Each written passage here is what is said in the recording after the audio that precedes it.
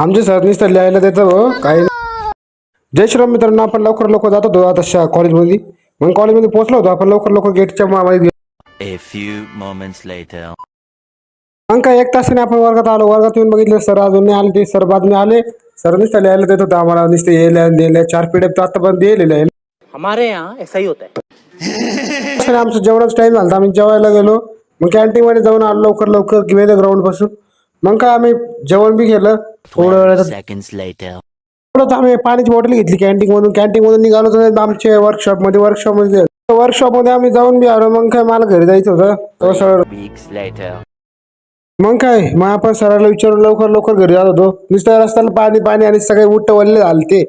मग बाहेर आलो. बाहेर येऊन तो बघितलं आपल्याला लवकर तर रिक्षा नाही भेटल्या लवकर, कोणी काही लिफ्ट देईन. मग तेवढं आपले भाऊ भेटले, मुशे भाऊ बाहेर. मग आपल्या ऋषी भाऊ तिकडे येत होता. मग ऋषी भाऊला म्हणलं थांब 2 मिनिटं मला बी येऊ दे म्हणून. मग ऋषी भाऊने मी आलो. आमच्या बिल्डिंगची साईड स्वप्नपूर्ती सोडलं ऋषी भाऊनी. मग काय मित्रांनो, मला ब्लॉग आवडला असेल नक्कीच लाईक शेअर करा.